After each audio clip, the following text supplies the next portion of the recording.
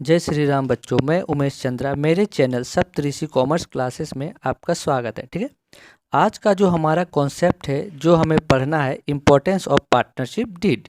अच्छा, importance of partnership deed पढ़ेंगे आज? हाँ भाई हाँ, इम्पोर्टेंस ऑफ पार्टनरशिप डीड पढ़ेंगे। अच्छा, ये डीड होता क्या है, देखिए समझ रहे हैं फटाफट से। एग्रीमेंट, एग्रीमेंट क्या होता है? जब कुछ लोग एग्री हो जाते हैं, जैसे हमने पीछे देखा था, बोथ आर एग्रीड, दोनों लोग एग्री हुए थे ना बिजनेस करने के लिए। अच्छा, वो होता है एग्रीमेंट। हाँ, अब एग्रीमेंट होता है दो तरीके का। सर हम बताएंगे सर, प्लीज़ प्लीज़ प्लीज़ बताओ। एग्रीमेंट होता है दो तरीके का, एक ओरल और एक रिटर्न। अच्छा, तो ओरल जो होता है उसमें सारी की सारी terms and condition orally decide होती है। तो सर एक बात है, जब terms and condition orally decide होगी तो फ्रॉड होने के चांसेस ज़्यादा नहीं होंगे क्या? वो कैसे?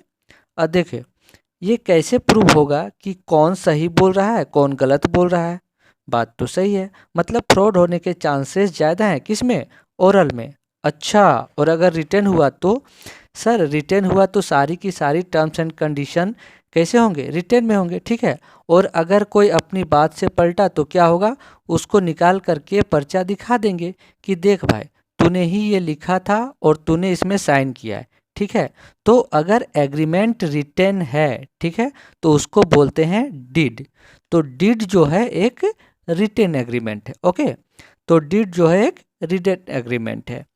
तो इसमें क्या होंगे? सारी की सारी टर्म्स एंड कंडीशन रिटन में होंगी। एक पेपर पे सारे के सारे टर्म्स एंड कंडीशन किससे रिलेटेड, जैसे सैलरी देनी है या नहीं देनी है, इंटरेस्ट ऑन ड्राइंग कितना रहेगा, इंटरेस्ट ऑन कैपिटल कितना रहेगा। ठीक है, और क्या क्या टर्म्स एंड कंडीशन हो सकता है? बहुत सारी चीज़ें हो सकती हैं। इंटरेस्ट एंड लोन कितना रहेगा, ठीक है, बहुत सारी चीज़ें हो सकती है टर्म्स एंड कंडीशन में।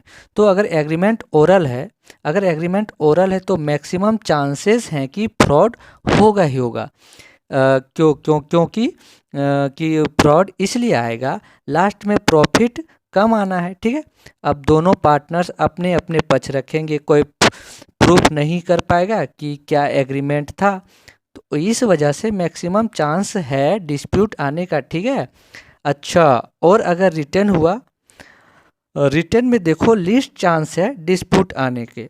और अगर 1% डिस्प्यूट आया भी, देखो सिंपल सी बात है कि अगर एग्रीमेंट रिटर्न है, अगर एग्रीमेंट रिटर्न है तो बहुत कम, रेयर टू रेयर चांस है डिस्प्यूट आने का। लेकिन अगर डिस्प्यूट आया, ठीक है, अगर डिस्प्यूट आया तो हमारे पास एक पेपर लिखा हुआ है जो हमने at the time of formation of partnership बनाया, उस पर सारे टर्म्स एंड कंडीशन लिखे हैं, तो निकालेंगे और दिखा देंगे, तो जो मैटर है वो इजीली रिसॉल्व हो जाएगा। ठीक है, तो अगर एग्रीमेंट रिटर्न है तो हमें ज़्यादा प्रॉब्लम में आने की ज़रूरत नहीं है। लेकिन प्रॉब्लम कहाँ पे आती है? प्रॉब्लम वहाँ पर आती है जब एग्रीमेंट ओरल होता है। अच्छा, इस बात को एक एग्जाम्पल से समझते हैं। आपके सामने एग्जाम्पल आ रहा है। सर ये कौन है? बेटा ये आयरन मैन है, टोनी, पहचान तो लिया ही होगा। अच्छा, वो पुराना वाला टोनी, अपना टोनी, हाँ वही वही है। ठीक है, अच्छा ये आजकल तो मोबाइल चला रहा है, new suit new look design वाला सूट में है, बिजनेस चल पड़ी बेटा। ठीक है, ये कौन है? कैप्टन, ये आज भी पैसे मांग रहा है। हाँ भाई देखो क्या होता है। ठीक है, कैप्टन आ गया, कैप्टन आ गया। अब कैप्टन कुछ कहना चाह रहा है। कैप्टन कह रहा है, भैया एक काम करते हैं हम। क्या काम करते हैं? Write down all terms and condition on a paper. ठीक है, और टोनी एक काम करते हैं, आप सारे के सारे टर्म्स एंड कंडीशन एक पेपर पर लिख लो, जिससे फ्यूचर में अगर कोई प्रॉब्लम आई, ठीक है, तो हम उस पेपर को देख के सेटल कर लेंगे। टोनी कह रहा है, अरे यार क्या बात कर रहे हो भाई, तुम मेरे माई बाप हो, तुम मेरे दोस्त हो, तुमने मुझे पैसा दिया, हमसे बिजनेस करवाया, मैं तुम्हें गारंटी देता हूँ कि कोई प्रॉब्लम नहीं आएगी फ्यूचर में। अच्छा, अगर तुम कह रहे हो तो ठीक ही है, लेकिन 1 साल बाद वो हुआ जो नहीं होना था। अच्छा क्या हुआ? टोनी आया, टोनी और कैप्टन आपस में झगड़ने लगे, बकझक करने लगे, बहुत ज़्यादा बकझक आगे बढ़ रही है। कैप्टन कह रहा है, भाई भूल गया तूने क्या कहा था? वो कह रहा है, मैं अब सब भूल गया, मुझे अब सैलरी चाहिए। वो कह रहा है, सैलरी क्यों चाहिए? क्योंकि I devoted full time in a management. ठीक है, तो तू तो अपना कहीं घूमता फिरता रहता है और मैं कुत्ते की तरह बिजनेस देख रहा हूँ। ठीक है, लेकिन इसके लिए मुझे अब सैलरी चाहिए। कौन कह रहा है? टोनी कह रहा है। चाहिए तो चाहिए चाहिए चाहिए मुझे। ठीक है, वो कह रहा है नहीं नहीं, मैं एग्री नहीं करता, ले ले जाके किसी से जिससे लेना है। ठीक है, अब कैप्टन कह रहा है कि भैया ऐसा है, मेरे को इंटरेस्ट ऑन कैपिटल चाहिए क्योंकि मैंने ज़्यादा कैपिटल लगा रखी है। ठीक है, वो कह रहा है नहीं नहीं, कोई इंटरेस्ट ऑन कैपिटल नहीं मिलेगी, भागो यहाँ से, जहाँ से आए हो वहीं भागो। वो कह रहा है, टोनी कह रहा है रेशियो जो होगा 2:1 रहेगा भैया। वो कह रहा है नहीं नहीं, रेशियो जो रहेगा कैपिटल रेशियो में रहना चाहिए, क्योंकि कैपिटल रेशियो ज़्यादा आएगा उसका प्रॉफिट ज़्यादा आना है। कैप्टन अच्छा ठीक है। वो कह रहा है भैया मेरे को 10% इंटरेस्ट चाहिए जो मैंने तुम्हें लोन दिया था फर्म के लिए। वो कह रहा है नहीं नहीं, भागो यहाँ से, कोई इंटरेस्ट ऑन लोन नहीं मिलेगा तुम्हें। ठीक है, क्या हो रहा है? सिस्टम क्या हो रहा है यहाँ पे? दोनों अपने अपने पक्ष रख रहे हैं लेकिन कोई प्रूफ नहीं कर पा रहा है। एग्रीमेंट था क्या? बोथ आर फाइटिंग, दोनों आपस में लड़ रहे हैं और लड़ते लड़ते हालत देखो, ये बेचारा नीचे वाला कैप्टन अमेरिका है और ऊपर वाला कौन कौन है? टोनी है। दोनों की क्या हालत हो गई है देखो। अब ऐसे केस में क्या होगा? The big question arise, how to solve this problem. यानी बड़ा क्वेश्चन ये होता है कि भैया अब प्रॉब्लम को कैसे सॉल्व करोगे। तो यू आर द जज, मैंने आपको जज बैठा दिया, बताओ कैसे सॉल्व करें प्रॉब्लम को। अब आप कह रहे होंगे कि सर एक काम करो, जब इन्होंने पार्टनरशिप फॉर्मेशन की होगी तब इन्होंने डॉक्यूमेंट की होगी, तब इन्होंने क्या किया होगा? डॉक्यूमेंट बनाया होगा। मैं अच्छा डॉक्यूमेंट निकलवाओ भाई, निकलवाओ निकलवाओ डॉक्यूमेंट, आ जा भाई आ जा, डॉक्यूमेंट आ जा। डॉक्यूमेंट आ गया। अच्छा सर ये डॉक्यूमेंट क्यों निकलवाया? इस डॉक्यूमेंट पे ऑल टर्म्स एंड कंडीशन लिखी हुई होंगी। मान ली बात आपकी, contain all terms and condition relating to partnership issue which arise in future. ठीक है, तो ठीक है, लेकिन आप भूल गए कि टोनी ने इस पार्टनरशिप डीड के लिए मना कर दिया था, इनके पास ये डीड है ही नहीं। अच्छा तो ये बात है, यानी इनके पास तो ये डीड है ही नहीं, तो अब कैसे कैसे प्रॉब्लम सोल्व होगा? तो भूल गए आप, जिसका कोई नहीं होता उसका कौन होता है? भगवान। नहीं, यहाँ पार्टनरशिप एक्ट होता है। अच्छा ये बीच में एंट्री किसने मारी? दबंग आदमी है, ये दोनों को हटा दिया। ये सुपरमैन है क्या? नहीं नहीं नहीं, ये हमारा पार्टनरशिप एक्ट 1932 है। अच्छा दोनों का जो झगड़ा हो रहा था, दोनों का बीच बचाव किसने किया? पार्टनरशिप 1932 ने। ये बीच में आया और आके कहने लगा दूर हटो दूर हटो दूर हटो। उसने कहा मैं तुम्हारा झगड़ा सॉल्व करा सकता हूँ। उन्होंने कहा कैसे करा सकते हो? कैसे? अब मैं तुम्हें मेरी माननी होगी। उन्होंने कहा डीड है? नहीं है, अब तुम्हें मेरी बात माननी होगी, जो भी मैं बोलूँगा। उसने कहा ठीक है, आप बोलो क्या बोलोगे। वो कह रहा है रेशियो रहेगा 1:1। अब लॉजिक इसके पीछे ये हो सकता है कि कोई भी ये प्रूफ नहीं कर पा रहा है क्या सही था क्या गलत था। ठीक है, तो वो दोनों सही हो सकते हैं और दोनों के दोनों गलत हो सकते हैं, इसलिए आधा आधा प्रॉफिट ले लो और भागो यहाँ से।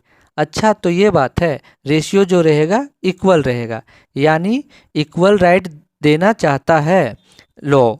हाँ इक्वल राइट। ठीक है, अब लॉ कहता है भाई ऐसा है, कोई इंटरेस्ट ऑन कैपिटल नहीं होगा। उन्होंने पूछा क्यों इंटरेस्ट ऑन कैपिटल क्यों नहीं है? अगर कैपिटल ना लगाते तो प्रॉफिट कहाँ से कमाते?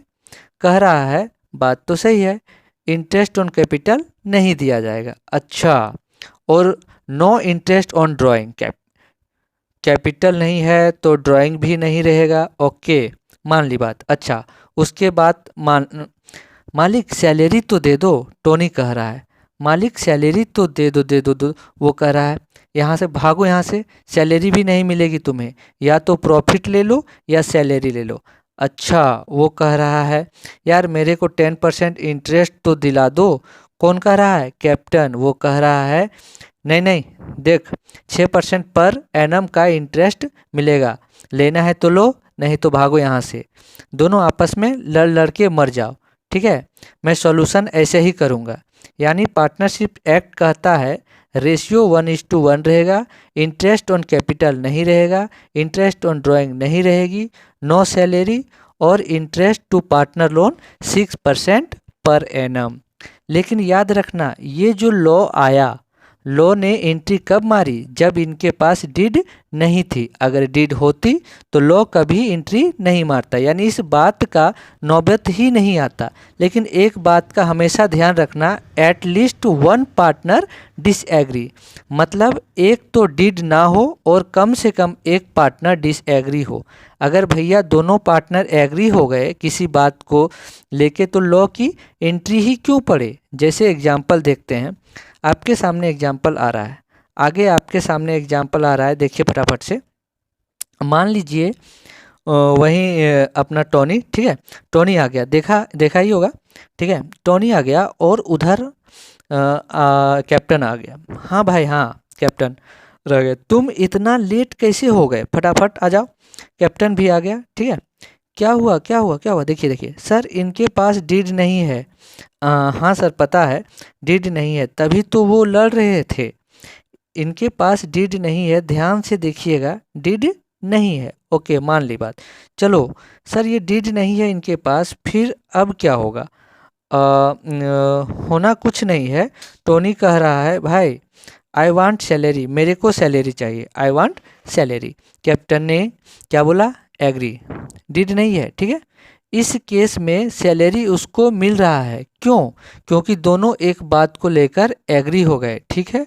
तो यानी यहाँ पे पार्टनरशिप एक्ट क्यों नहीं लगा? क्योंकि यहाँ पर डीड नहीं है, लेकिन दोनों पार्टनर किसी बात को लेकर एग्री हो गए। जब झगड़ा यहीं सॉल्व हो जाता है तो कोर्ट तक जाने की ज़रूरत क्या है? पार्टनरशिप एक्ट के जो प्रोविज़न है वो अप्लीकेबल होंगे तब, कब अप्लीकेबल होंगे? जब डिड ना हो, प्लस एक तो डिड ना हो और दूसरा एटलीस्ट वन पार्टनर डिसएग्री, कम से कम एक पार्टनर डिसएग्री हो जो उस मुकदमे को कोर्ट तक खींच के ले जाए, तभी पार्टनरशिप के प्रोविज़न लगेंगे, ठीक है, ध्यान रखिएगा, ठीक है। If you like subscribe share. Okay, धन्यवाद, जय माता दी।